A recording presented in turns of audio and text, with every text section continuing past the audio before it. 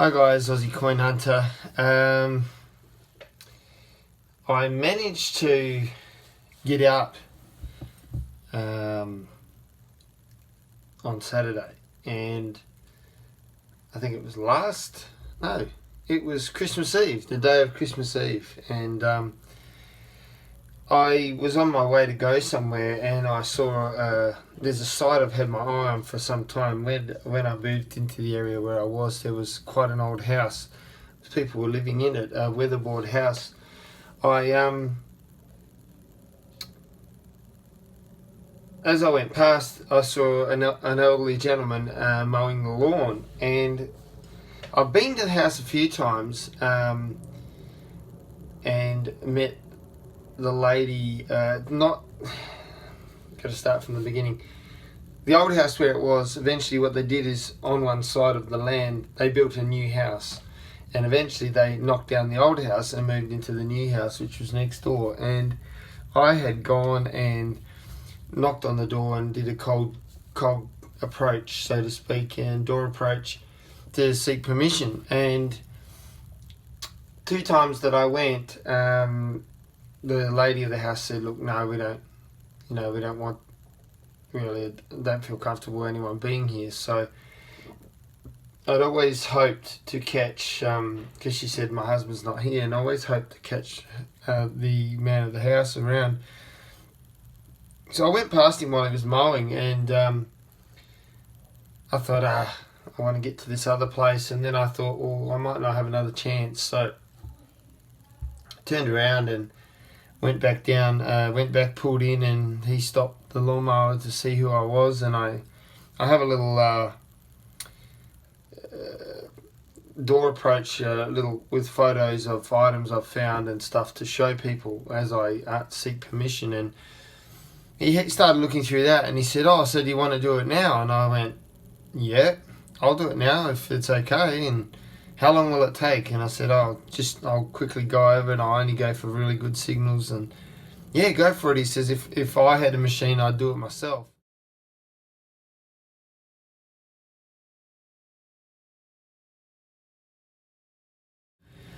And he proceeded to tell me that the house itself was in the family. His, not his father, his grandfather. Anyway, I'm not sure. He said, anyway, the house had been previously on in the local area as a part of a racetrack in the 1930s. It was built there in the 1930s, early 30s. And in the 40s, I can't remember now if it was his grandfather. I think it was his grandfather had bought the house because they were going to sell it on the site and move the house to the location of where I'd seen it when we moved into the area years ago. And it stayed there from the early to mid 1940s through till, I think he said 2006, 2007 it was demolished. I can't remember now. And I thought, wow, that is amazing, because I just thought the house had always been there. It had all the gardens and everything built up around it, which still are there. I did take a couple of pictures. So anyway, I got stuck into it, and I was finding bottle caps and bits and pieces, a few old looking items. But sort of halfway through, he said, "Look, when the house was demolished, he put a layer of sand on the top." And I thought, oh, no wonder I'm getting these signals like 300 deep, below 300, and it's quite hard ground for some reason when I got down there. So that made a lot of sense. But towards the back of that, as I was getting towards the back of the house, his wife came out and sort of went, who the heck is this, sort of thing. And I could see she was a bit upset with him. And anyway, she went inside, and he said, "Oh, look, yeah, my wife's a bit upset." I said, "Look, I hope I haven't got you in trouble." And he goes, "Well, I don't care. It's just her. She's being cautious, doesn't want people around." So, yeah, I was like, oh. And then he sort of seemed a little bit on edge after that, so he'd been given the hard word. So anyway, I suddenly got a 60s to 70s. It had high end in it, but seemed very small, and so I dug it up and I found one of these loops. And it was one of the loops off the rear of a Rising Sun badge, Australian military badge, uniform badge. And I said to him, "Oh, look what this is," and showed him, and he said, "Oh, is that off a Rising Sun?" I said, "Yeah." And he goes, "Well, my grandfather was in World War One, served in Palestine, and yeah, my father was in World War Two."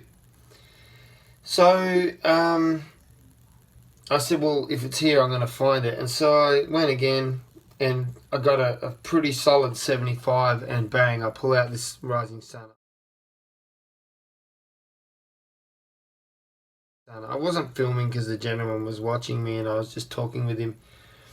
I didn't want to be rude, but so he's like, "Oh," he was sitting on the porch in a chair, and so I took it over to him. He was blown away, absolutely blown away. He was so happy. He was like, "Wow, I have nothing of my father or my grandfather's military service at all." And I said, "Well, there you go. This is why I come to do this. This is why I seek permission on these sites, especially in your case. There's a tie to the site. It's been in the family for quite some time."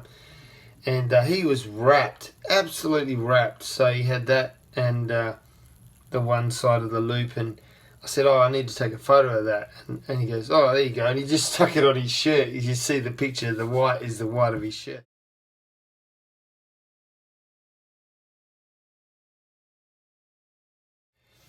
Anyway, I then turned around and said, "Well, look, I'm going to see if I can find the other loop."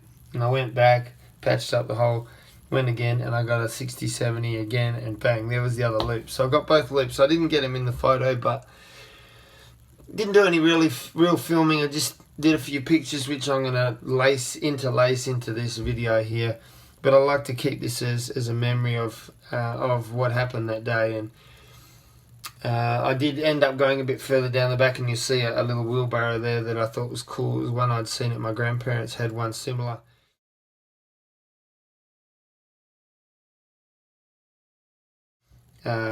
Post World War Two.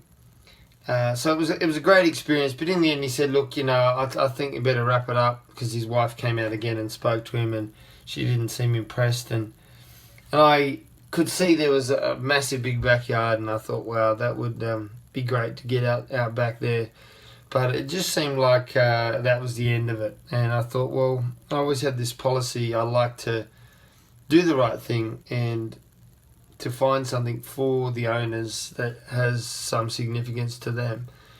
And as I said to him at the start, I just want the opportunity. It's the thrill of the chase. And so it was a great success. And I got, as I say, a few pictures there. But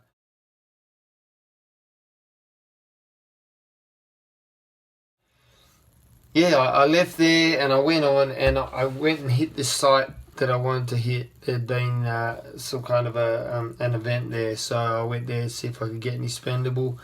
Found some spendable, found a weird coin. I did take some photos, which I'll slot in here.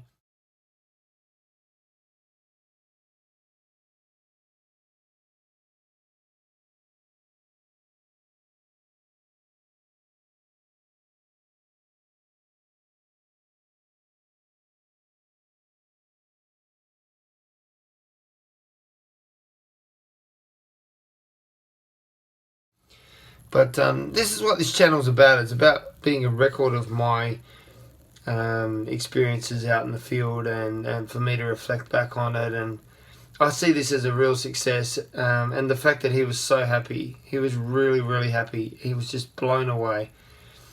And yeah, and I totally respect his wife, saying, "Look, we don't know this guy from Adam, and you got to be careful and everything." So he said, I said, "Could I come back again another time?" And he said, "Look, I don't know, it'd be best if you gave it a break for a while." So even if that's it and I can't get back there, that's good PR for the hobby, because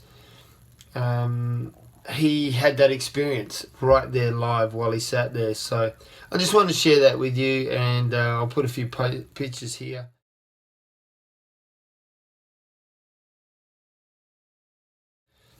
But yeah, so I'm just going to put this out there. So take care, good luck out there. Bye for now.